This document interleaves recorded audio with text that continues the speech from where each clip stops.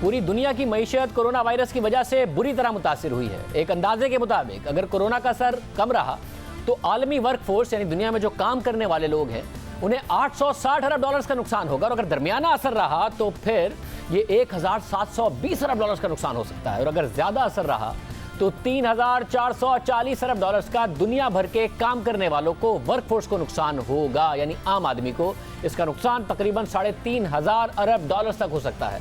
पाकिस्तान में लॉकडाउन है। ब्रेक से पहले हमने आपको बताया कि प्लानिंग कमीशन भी कह रहा है कि बहुत बड़ा नुकसान पाकिस्तान में होगा, लोग बेरोजगार हो जाएंगे, इसलिए ये परमानेंट बुनियादों पर नहीं चल सकता। लॉकडाउन को ख़त्म होना, उसके बाद इंडस्ट्री का चलना बहुत ज़्यादा लाजमी है, और लॉकडाउन करना लाजमी था ताकि सूरत हाल पर काबू पाया जा सके। मगर अब सनतें चलें तो कैसे चलें, क्योंकि कुछ सनतें अभी भी फ़ाल हैं। उनमें से एक इदारा यूनिलीवर है। किसी सुपर स्टोर या जनरल स्टोर्स पर आप चाय लेने जाएं, साबुन लेने जाएं, शैम्पू से लेकर कुकिंग ऑयल कुछ भी लें तो आपको इन्हीं की प्रोडक्ट्स मिलती हैं, और ये चल रहे हैं क्योंकि इसेंशियल आइटम्स को अलाउ किया गया है। तो कैसे दूसरी इंडस्ट्री को भी इसी तरह चलाया जा सकता है। साथ ही इस वक्त जो मईशत का असर आ रहा है, ये वो प्रोडक्ट्स हैं जो गांव से लेकर किसी शहर में हर जगह जाती हैं, और इनसे पता चलता है कि लोगों की जो मुआशी ताकत है, ख़रीदने की ताकत है, उस पर कितना बुरा फ़र्क पड़ा है कोरोना वायरस के बाद, चाहे वो गाँव हो या शहर हो। वो पत्ती का बड़ा डब्बा खरीदते हैं, छोटा डब्बा खरीदते हैं, कुकिंग ऑयल का बड़ा डब्बा खरीदते हैं, छोटा, सब इस बात की निशानदेही करता है कि लोगों की इस वक्त पैसा उनके पास कितना है। यूनिलीवर के chief executive officer Aamir Paracha इस वक्त हमारे साथ मौजूद हैं। पराचा साहब, बहुत शुक्रिया। पराचा साहब, सबसे पहले आपसे जानना चाहूँगा, ज़ाहिर आपकी इंडस्ट्री चल रही है, इनफैक्ट प्रोडक्शन, सेल्स सब और ज़्यादा चल रही है। इंडस्ट्री बंद है, अब शहरों ने ज़ाहिर खुलना है, उसके बाद इंडस्ट्री ने चलना है। आप क्या ऐसे SOPs फॉलो कर रहे हैं, क्या ऐसे प्रोटोकॉल्स फॉलो कर रहे हैं जो कि दूसरी इंडस्ट्री को भी खोलने की हुकूमत इजाज़त दे और उनको बताए कि जी आपने ये करना है, उसके बाद आप अपनी इंडस्ट्री चला सकते हैं, लोगों को किस तरीके से फासले पर रखना है, क्या करना है? देखिए शाहजेब, एक जो अच्छी बात है, बीइंग अ ग्लोबल कंपनी, जो हमें सेफ्टी प्रोटोकॉल्स कैस्केड किए गए हैं वो काफ़ी जो है ना स्ट्रिंजेंट हैं। हमने बेसिकली पूरी जो है ना कंट्री को 4 टियरिंग के अंदर इसको हमने डिस्ट्रीब्यूट किया हुआ है, टियर 1, टियर 2, टियर 3, टियर 4। और वो डिपेंड करता है कि कंट्री के स्टेट के ऊपर है। टियर 1 जब नॉर्मल स्टेटस होता है, टियर 2 होता है जब आपके पास इम्पोर्टेड कोविड केस आ जाए, tier 3 human to human transmission होती है, और टियर 4 के अंदर जब बेसिकली इस वक्त हम टियर 4 के अंदर हम एंटर हो गए हैं, बिकॉज हमारे पास जो रोज़ाना के लिहाज से केसेस कोई 200-300 ऐड हो रहे हैं। तो हम लोगों ने पूरी कंट्री को जो है वो टियरिंग के अंदर हमने डिवाइड किया हुआ है। इसी तरह हमने फैक्ट्रीज़ को टियरिंग के अंदर डिवाइड किया हुआ है। सो हमारी बेसिकली तकरीबन कोई 6 फैक्ट्रीज़ हैं, उसमें से 5 फैक्ट्रीज़ टियर 3 के ऊपर ऑपरेट कर रही हैं, और हमारी जो रहीम यार खान की फैक्ट्री है वो टियर 4 के ऊपर ऑपरेट कर रही होती है। जब ये, इसका मतलब ये होता है कि आपने जो सैनिटाइजेशन करनी होती है वो रोज़ाना की सैनिटाइजेशन होती है, पूरी फैक्ट्री को डिसइंफेक्ट करना होता है अपने डेली बेसिस के ऊपर। आपने बेसिकली सबको जो है ना फेस मास्क देने होते हैं। उसके बाद आपने डिस्टेंसिंग जो है ना वो तकरीबन कोई 6 फीट की मेंटेन करनी है with in the factory. Even जो ट्रांसपोर्ट होती है उसके अंदर जो सीटिंग होती है उसके अंदर भी बेसिकली आपने डिस्टेंसिंग जो है ना वो 3 से 6 फुट के अंदर मेंटेन करनी होती है। फिर ट्रांसपोर्टिंग जो भी जो है वो ट्रांसपोर्टर होता है वो रोज़ाना जो है वो सीट्स को, डोर्स को वो जो है ना डिसइंफेक्ट कर रहा होता है। सो इस तरह के बेसिकली जो फैक्ट्री के प्रोटोकॉल्स हैं वो काफ़ी स्ट्रिक्ट हैं। एक जो अच्छी खुशाइन बात यह है कि जो पंजाब गवर्नमेंट की तरफ से जो अभी जो SOPs आए हैं वो काफ़ी हद तक बेसिकली वो टियर 4 SOPs के मुताबिक हैं। मेरे ख्याल में चैलेंज ये है कि वर्ल्ड वाइड जो कंट्री वाइड है, अगर उसको डिप्लॉय करना चाहें तो रिस्पेक्टिव कंट्रीज़ किस हद तक इसको जो है फॉलो करेंगी। इसी तरह हमने सिटीज़ के अंदर टियरिंग की हुई है। फॉर एग्जांपल हमारी जो 4 जो एपिसेंटर बन चुके हैं, जो DG खान है, गुजरात है, और आपका जो सखर है, वो टियर 4 सिटीज़ के अंदर आ गए हैं। अब हमारे जो सेल्समैन एक्चुअली जो जाते हैं उसके अंदर हमने उनका जो टाइम मार्केट के अंदर है उसको कट डाउन कर दिया है। वो जब जाते हैं तो सैनिटाइजर्स उनके पास होते हैं। जब वो कैश हैंडलिंग करते हैं तो उन्होंने हर कैश हैंडलिंग के ऊपर उन्होंने अपने हाथ को सैनिटाइज करना है। हमने सबको फेस वाइजर्स दिए हुए हैं, और हमने हर सबको जो है एवरी डे उनको अपना जो है ना फेस मास्क चेंज करना है। सो हमने thousands and thousands of face mask जो है वो डिस्ट्रीब्यूट किए हैं, बिकॉज एवरी डे उन्होंने फेस मास्क करना है। तो इस किस्म के स्ट्रिक्ट प्रोटोकॉल्स हम लोगों ने मेंटेन किए हुए हैं। तो अगर गवर्नमेंट जब भी इसको जो है पूरा जो है ये लॉकडाउन लिफ्ट करेगी तो तमाम कंट्री के अंदर तमाम कंपनीज ने अगर इसको बेसिकली जो है ना इस सेफ्टी प्रोटोकॉल को स्ट्रिंजेंटली फॉलो कर सकते हैं तो मेरे ख्याल में कोई मसला नहीं होना चाहिए इंशाल्लाह। सर मुझे एक और बात ये बताइएगा कि जो आपकी प्रोडक्ट्स हैं, जाहिर है उससे पता चलता है कि इस वक्त इकोनॉमी कैसी जा रही है। अगर देहात हैं, एग्रीकल्चर अच्छी हो तो देहात में अगर लोगों की आमदनी बढ़ती है तो आपकी प्रोडक्ट्स का एक अलग परचेजिंग पैटर्न होता है लोगों का, शहरों का एक अलग पैटर्न नज़र आता है।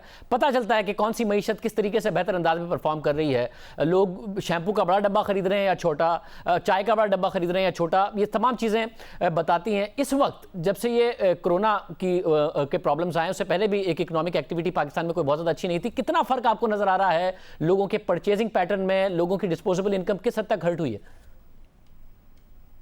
बिल्कुल जी, पोस्ट कोरोना जो है एक जो सबसे बड़ा जो प्रॉब्लम आ रहा है वो बेरोज़गारी है।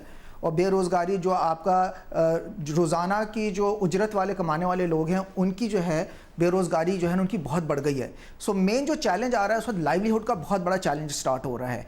और ये जो है पिछले साल से स्टार्ट हो चुका था, बिकॉज इकोनॉमिक जो है ना रिसेशन स्टार्ट हो गया था। हमने कुछ एक्शंस लिए थे, उसकी वजह से इकोनॉमिक एक्टिविटी ऑलरेडी बेसिकली जो है ना वो नीचे आ रही थी। हमारे पॉलिसी रेट बढ़ गए थे, कुछ 13% के ऊपर हम ऑपरेट कर रहे थे, तो अनएम्प्लॉयमेंट ऑलरेडी बढ़ गई थी। पोस्ट कोविड जो लॉकडाउन हुआ है उसकी वजह से अनएम्प्लॉयमेंट जो है, बेरोज़गारी बहुत ज़्यादा बढ़ गई है। और मेरे ख्याल में पाकिस्तान का सबसे बड़ा जो प्रॉब्लम आने वाले दिनों में रहेगा वो बेरोज़गारी रहेगी। अगर आप हमारे प्रोडक्ट्स का देखते हैं तो पोस्ट कोविड जो मेन प्रॉब्लम है वो ये है कि कुछ आर्टिकल्स हैं या कुछ प्रोडक्ट्स हैं, जो कुछ मसनूआत हैं जो कि ज़्यादा अच्छी बिक रही हैं। फॉर एग्जांपल हमारे जो सैनिटाइजेशन के जो प्रोडक्ट्स हैं, जिस तरह हम पाकिस्तान की सबसे बड़ी जो है साबुन बनाने वाली कंपनी है, तो उसकी सेल बढ़ गई है क्योंकि ये कोरोना के लिए फाइट करने में सबसे ज़्यादा पुरअसर है। उसके अलावा कुछ हमारे जो सैनिटाइजेशन प्रोडक्ट्स हैं, जो डिसइंफेक्टेंट्स हैं, फ्लोर क्लीनर्स हैं, वो बढ़ गए हैं। मगर जो पर्सनल केयर आइटम है, जैसा शैम्पूज़ हैं या फेस क्रीम्स हैं, वो उतनी ज़्यादा बिक नहीं रही, या आइसक्रीम है वो उतनी नहीं बिक रही है। चाय ज़्यादा मिलना शुरू हो गई है, बिकॉज ये रोज़मर्रा की चीज़ें हैं, जिस तरह आटा है, दाल है। तो जाहिरी बात है कि एक बाइंग पैटर्न के अंदर और कंजम्पशन पैटर्न के अंदर एक बहुत ज़्यादा फ़र्क नज़र आ रहा है। ज़्यादातर इस वक्त जो कंज्यूमर है वो जा रहा है, वो कह रहा है जी कि रोज़ाना की जो अशिया हैं वो ख़रीदनी है, और मैंने वो अशिया के अंदर नहीं ख़रीदनी जो कि मुझे ज़रूरत नहीं है, क्योंकि घर से वैसे भी निकला नहीं जा रहा है। तो वो पर्सनल केयर के आइटम्स हैं या जो इंडल्जेंस के आइटम्स हैं उसके अंदर बेसिकली लोग अब ख़रीदने में इंटरेस्टेड नहीं है। और पोस्ट कोविड क्योंकि जो है काफ़ी बेरोज़गारी बढ़ी है, तो चैरिटी जो आपके फ़लाही इदारे हैं वो काफ़ी जो है वो एक्टिव हो गए हैं। और फ़लाही इदारे ज़्यादातर आइटम ले रहे हैं जो कि रोज़मर्रा की अशिया हैं, वो मुख्तलिफ़ किस्म के जो हर आइटम नहीं ले रहे। तो एक बहुत फ़र्क आ रहा है और आगे आने वाले दिनों में आएगा भी। मेरे ख्याल में जो सबसे बड़ा चैलेंज रहेगा कि किस तरह जो बेरोज़गारी को ख़त्म किया जाए और किस तरह दोबारा से एम्प्लॉयमेंट को जनरेट किया जाए, क्योंकि हमारी पॉवर्टी लाइन बहुत बड़ी है। मुझे इस पैटर्न में बताएगा, ये पोस्ट कोरोना या प्री कोरोना, ये अर्बन एरियाज, रूरल एरियाज, देहातों में भी वही है पैटर्न जो शहरी इलाकों में है, या दोनों में फ़र्क है इसके बाद जो इस वक्त लोगों का रिस्पॉन्स है? अच्छा, इत्तेफाक से ये आपको इस वक्त जो है ना यूनिफॉर्म पैटर्न मिलेगा। अर्बन के अंदर भी और देही इलाकों के अंदर भी आपको पैटर्न एक ही मिलेगा। इस वक्त ज़्यादातर लोग जो जा रहे हैं वो बिल्कुल जो है ना वो एवरीडे कमोडिटीज़ आइटम जितनी भी हैं उसके ऊपर ज़्यादा ख़रीदारी हो रही है। ये जो लग्जरी आइटम्स हैं, ये इंडल्जेंस के जो आइटम्स हैं, उसके ऊपर ख़रीदारी इस वक्त नहीं हो रही है। और ये एक पैटर्न बेसिकली बिल्कुल क्लियरली नज़र आ रहा है। और क्योंकि हर कोई हाउस बाउंड हुआ है, घर से निकल नहीं सकता है, तो ज़्यादातर जो है ना चीज़ें जो आप बाहर जाते हैं और चीज़ें इस्तेमाल करते हैं वो चीज़ें बिल्कुल भी नहीं इस्तेमाल हो रही हैं। इसी तरह आपकी रेस्टोरेंट इंडस्ट्री बिल्कुल जो है ना इस वक्त हॉस्पिटैलिटी इंडस्ट्री है वो शट डाउन हुई हुई है। तो पोस्ट कोरोना बहुत ज़्यादा फ़र्क आया है। यानी कि इंटरेस्टिंगली काफ़ी आर्टिकल्स आ रहे हैं कि जो पिछले 2 हफ्ते के अंदर जितनी दुनिया चेंज हुई है वो पिछले जो है 10 साल में नहीं चेंज हुई है। और ये आगे आने वाले दिनों के अंदर ये पैटर्न के अंदर बहुत मेन शिफ्ट आने वाला है एक्चुअली। मतलब अब हुकूमत ज़ाहिर है एक रिलीफ भी देना चाहती है, सूबाई हुकूमतें, वफाकी हुकूमत के अवाम तक रिलीफ पहुँचे।